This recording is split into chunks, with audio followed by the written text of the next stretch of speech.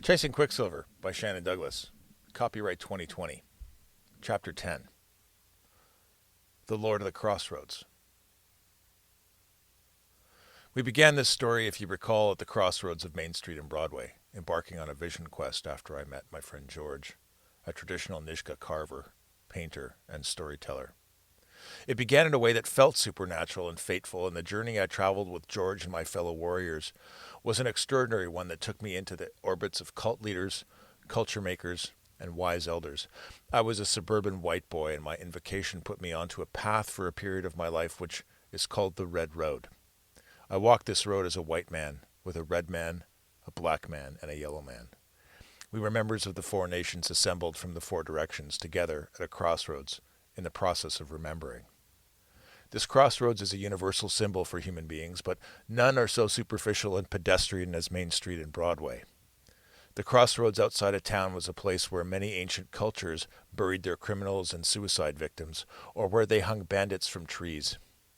In India, in the century after Alexander the Great, as the world was beginning to consolidate its tribes under higher and higher orders of governance and structure, the Emperor Ashoka placed stone stelae at the crossroads of his empire with the lists of laws of the empire for all to follow. The crossroads is symbolic of a place we all come to in life when we begin asking questions about meaning, or when we're in transition from one place to another, or when we've experienced a significant life event. We can even find ourselves at crossroads as communities, and even, as we're all discovering, as a global civilization as we grapple with the cultural, economic, and social impacts of a global pandemic. It's often understood that the crossroads in mythological terms is the place between the worlds. It's a place where there's a bridge between this world, the demon world or spirit world, and it even finds an expression in the stories of St. Peter and the pearly gates, where St. Peter is the figure who mediates the path of souls between the worlds at the end of our lives. The crossroads is a metaphor for a place in life where we face decisions and choices, and where we may find ourselves calling our beliefs, values, and actions into question.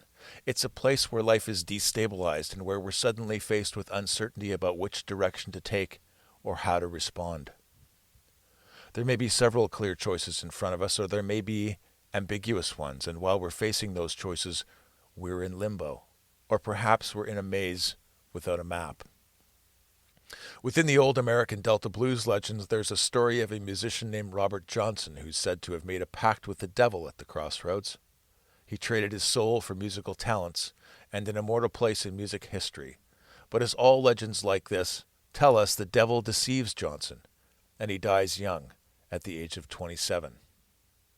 This, by the way, contributed to another popular urban legend about a curse afflicting young musicians, who all died at the age of 27. Jimi Hendrix, Janis Joplin, Amy Winehouse, Kurt Cobain, Jim Morrison, and many others. The devil at the crossroads is an old legend that's connected to a larger and longer pattern of mythology from around the world. It's been interpreted in children's cartoons, songs, stories, and tales of suspense and horror, and we see elements of this trickster archetype in legends and fables of the foolish wishes, where someone seeking to have their wishes granted is deceived by a mysterious crossroads figure. A variation is also found in the reverse image of the story of the fairy godmother, an ally in the evolution or growth of the character in the myth. Joseph Campbell describes this figure as the herald who calls the hero to adventure. This herald or trickster figure appears at the junction between the normal world and the world of magnified power. It invites us or tricks us into following it. The trickster appears in folk tales and urban legends as a devil, an old man, a hare, a coyote, a frog, and in many other forms. In the story of Jesus and in the story of the Buddha, each of the two figures faced temptation and trickery after a long period of fasting. Jesus was tempted by the devil with wealth and worldly power, and the Buddha was tempted by the three devas, representing the vices of material existence. In the case of these two figures, both transcend the temptation, but in myths all over the world, the trickster tempts heroes and heroines with bargains and boons that bring the adventurer into the world of the soul, where they'll be transformed along their journey. This herald in spite of being a trickster, is an ally in the world of magnified power. It often confers knowledge or talismans upon the hero of the journey, and it directs their attention along the quest to the next stages. In the story of Alice in Wonderland, this figure is the White Rabbit. In the roots of the old blues legends in Haitian and Creole voodoo, he's an aging black man dressed in rags wearing a wide-brimmed straw hat. His name is Papa Legba. He walks with a cane, carries a pipe, and he grants wishes at the crossroads. Papa Legba is a liminal or threshold spirit like the White Rabbit. He moves between this world and the next. The word liminal is the root of the word subliminal, meaning he's a keeper of the boundary between the conscious mind and the domain of the unconscious, the domain of symbols and archetypes and gods. The legends of him suggest that he appreciates a gift of burned tobacco, black coffee, and rum. He's the lord of the crossroads. When I met George in the arthrology all those years ago and began my journey into this realm of magnified power, I learned from him that spirit guides are real. He offered tobacco and opened the door to the spirit world and taught me about the framework or the map of the psyche that he and his traditional brothers and sisters understand. That afternoon he taught me about the medicine wheel, a 4-quadrant representation of the 4 directions and the 4 seasons, depicted as a circle, divided into 4, a crossroads. Its colors are black, red, white, and yellow, like the 4 nations of the earth. You have spirit guides too, he told me. You've just forgotten. A spirit guide, as I've come to remember, is a liminal spirit. We can see references to it in cultures around the world and all through time. It represents what we've come to understand in the age of science and reason as a set of cognitive functions that mediates between the unconscious mind and our awake and aware self. At its most basic functional level, it scans our environment for stimulus relevant to the basic drives of life. Will it kill me? Can I eat it? Can I fuck it?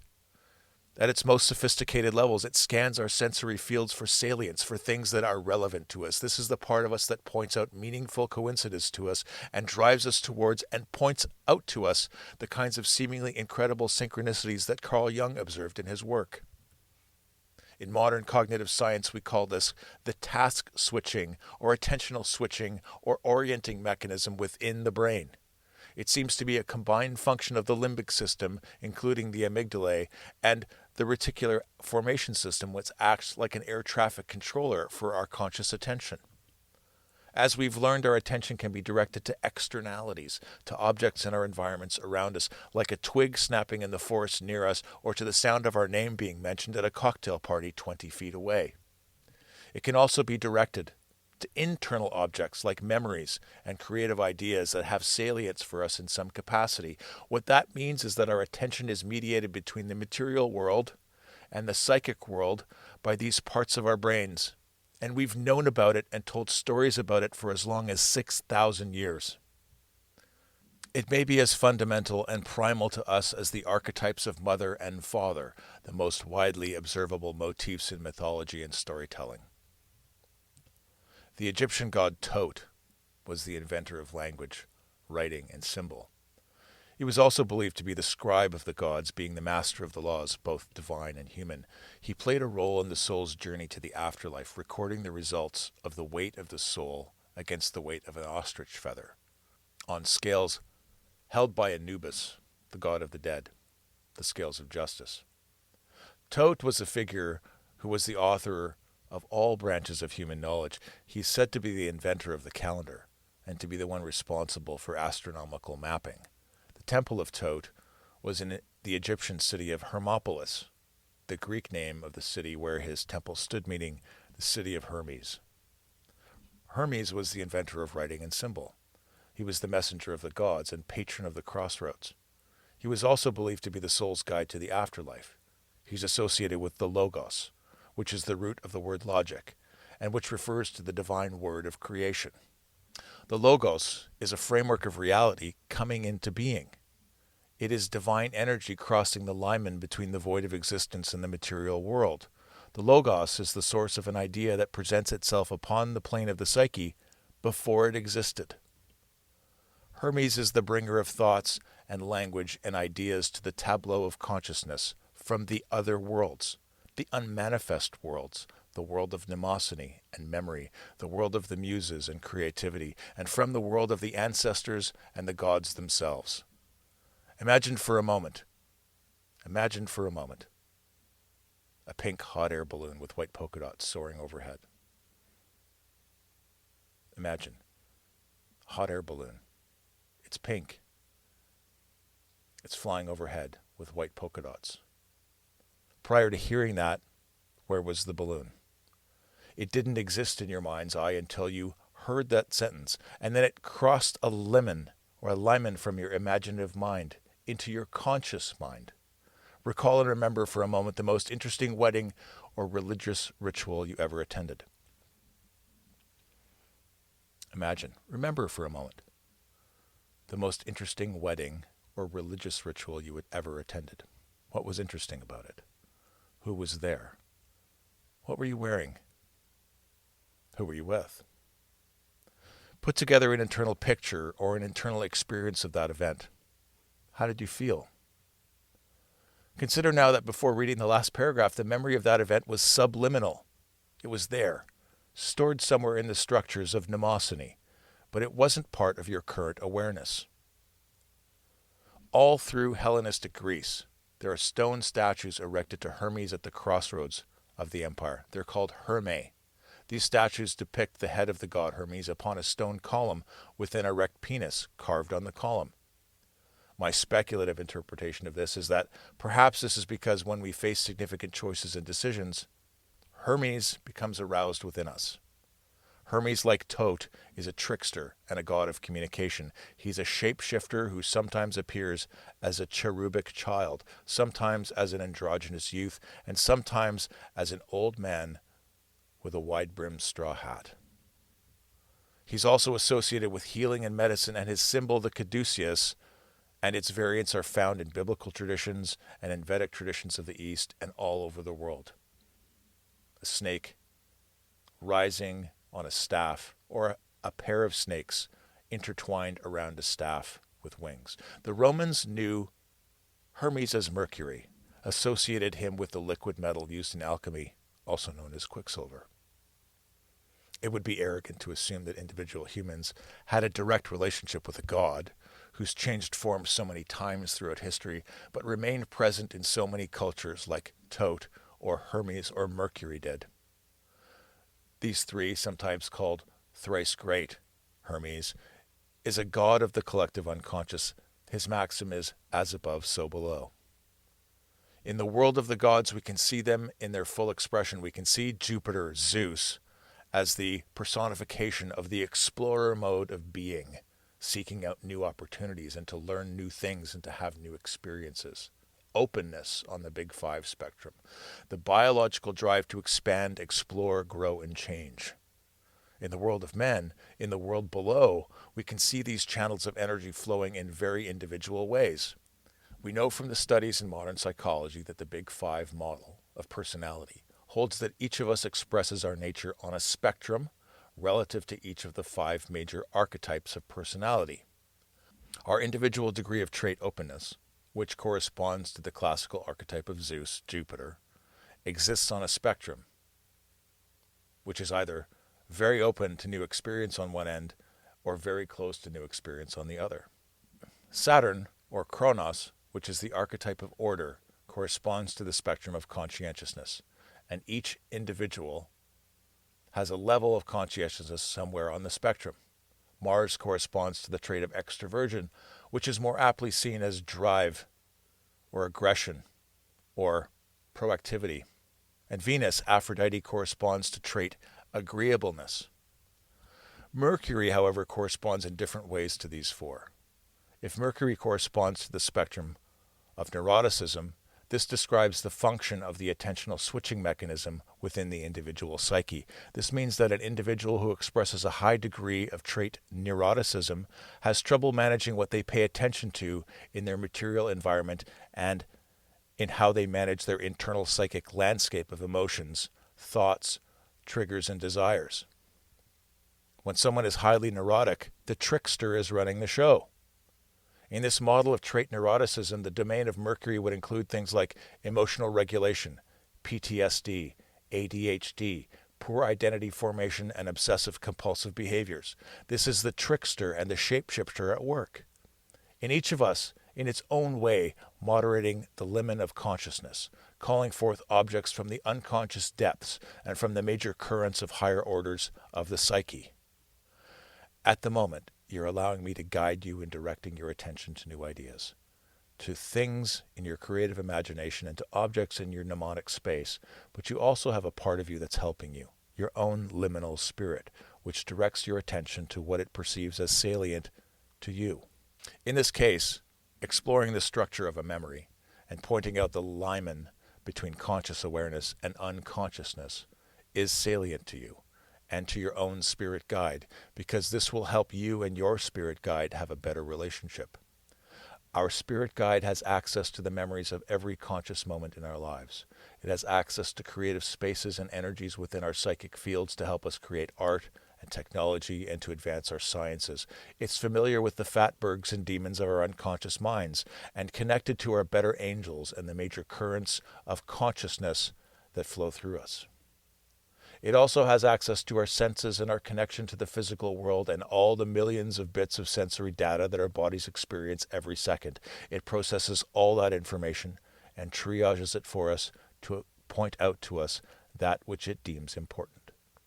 This spirit guide is the part of our psyches which filters information and directs our attention to that which is salient to us. In primitive terms, this brain function, rooted in our limbic systems in the amygdala, runs the basic program of consciousness to sense and respond to the environment. Can I eat it? Can I fuck it? Is it a threat to me? Its psychic field extends as far as our senses can perceive, and it's constantly scanning our environment for things relevant to any of our three drives. This is how it directs your attention to a conversation 20 feet away at the cocktail party, to the sound of someone saying your name. The Greeks called this part of ourselves the daemon, not demon. The word was corrupted by the religious mind as part of the suppression of the knowledge of self that we had collectively before the Great Forgetting.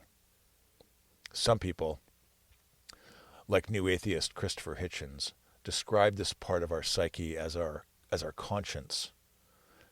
But this is a simplification. This isn't a part of us that sits in judgment or whispers moral sentiments into our head as we deal with the things of life. The daemon is more like a personal guardian spirit. The Romans called this guardian your personal genius, or for women, their personal Juno, which they believed followed us from the time we were born to the time we died as a local and personal expression of the divine energy. The Romans believed, as the people of Turtle Island believe, that these spirit guides took on an individual expression that reflected the personality and the life of every individual. A person with a deer for a spirit guide would have a different personality and a way of interacting in the world than a person whose guardian was an ox or an eagle or a lion. The Persians borrowed the Roman word genius to give us the familiar term genie or jinn. And we see in their stories the capacity of the individual to work with the trickster jinn as a personal spirit. In Tibet, this guardian is called the Dharmapala, and analogues to it are found in African tribal religions, Chinese god forms, and Hindu tradition, where Ganesh is seen as the mediator between the worlds. In one culture I read about, they represented this spirit as a loving child between the age of 3 and 5 years old. It has childlike logic system and takes everything it hears as a literal direction. It wants to please the part of our psyche we perceive to be the conscious self, so it's extremely important, if we want to work with this liminal spirit, that we treat it accordingly. What I mean by that is, if we can imagine being a parent to a 3 or 4 or 5-year-old child, and we'd like this child to help us, we would treat it with the love of a parent. But most of the time, without even realizing it, we're treating this loving part of ourselves horribly. We do this when we run negative internal scripts about our circumstances and about our behavior. And it takes our wishes then and fulfills them literally. We would never imagine saying the kinds of horrible things that we say to ourselves internally to a loving 4-year-old. I'm terrible at math. I suck at relationships. Why am I so stupid? I'm never going to meet someone. I coulda. How many of these little demons run around our unconscious minds, poisoning our psychic health, limiting beliefs, self-defeating games, traumas, and fatbergs?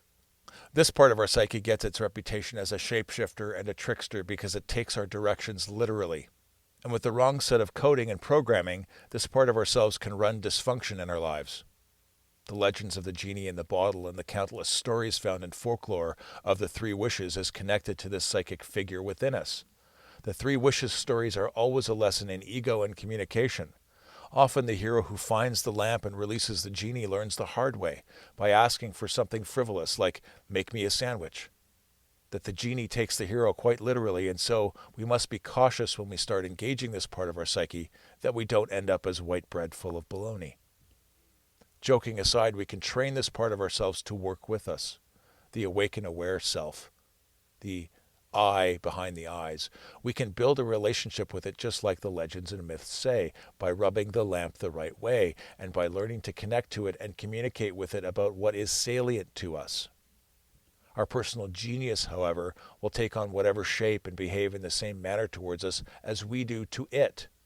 It will affirm for you in the world around you the things that you tell it, and it will reflect your own treatment of yourself and of your negative self-talk back on you from the world around you. What you fear, it will help you create. Its goal is to protect you from perceived harm, and in its innocence, it takes those limiting beliefs, traumas, shadows, and fears and gives them back to you as manifestations in your own life. These things are consuming unconscious energy. They're the monsters in the maze, the unforgiven sins. If we're not disciplined and directed in our relationship with this spirit within ourselves, our external life will suffer unnecessarily. This is what a well-constructed goal or a properly said prayer can do for us. A prayer, properly said, connects you to this spirit, and it, your genie, will act upon your behalf. A properly said goal engages the parts of the brain in the limbic system that is programmed at an evolutionary level to help us explore new territory and skill. And the reticular formation system will coordinate your attentional switching towards the things that you value. When we construct a goal or say a prayer in the correct manner, we engage this part of us to pay attention to salience within its domain of perception, which, as we've learned, means scanning hundreds of thousands of times more information and data from our material environment than we can with our conscious minds.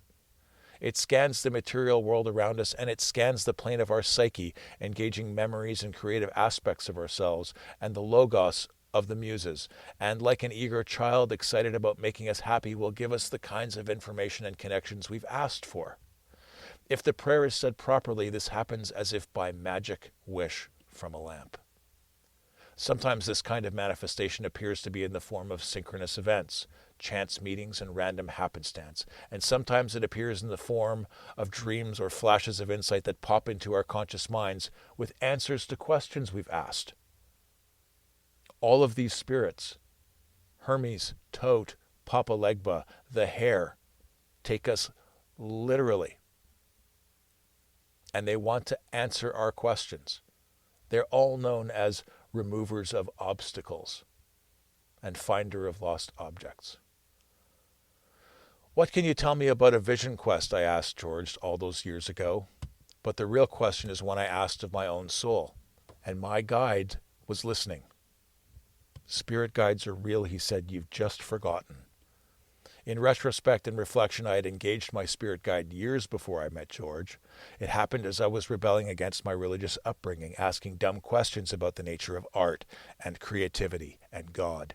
I made my wish by becoming fiercely curious and by engaging a part of myself that was excited to point out potential answers to my questions. I asked, accidentally I suppose, like I accidentally asked George about a vision quest.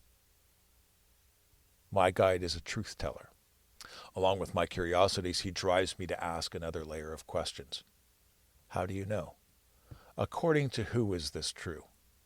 Perhaps this is a gift of perpetual culture shock that I acquired as I grew up moving from place to place, always at a crossroads. You have a spirit guide. It can take all kinds of forms. It could be an animal or a person, or an ancestor, or a symbol. It could be a fairy, or an old man with a hat and a cane. You might already call it your intuition, your conscience, your guardian angel, or any number of other names, and if you ask it to, and if you pay attention, it may present its form to you. We've all forgotten this. We've forgotten it exists. We've forgotten how to access it. We've forgotten how to work with it, and forgotten how to talk about it. For the last 2,000 years, we've surrendered to an externalized version of the Logos, a religious genie or guardian spirit associated with the mind of the West, but dissociated from the psyche of the individual. He shared a simple, homogenized operating program laid out in the 4 Gospels. Jesus is remembered as the bringer of the Word, and as the Word made flesh. John said, "In the beginning was the Word," which is Logos in Greek, and the Logos was with God, and the Logos was God. As if the Logos, which we were always connected to through our individual guides, could be separated from us and celebrated in all the memories of the West, a dissociated figure from our consciousness. The messenger, the bringer of language, the bringer of writing, the bringer of symbol. He is the mediator between mankind and the gods, and between each of us. You were made in the image of heaven.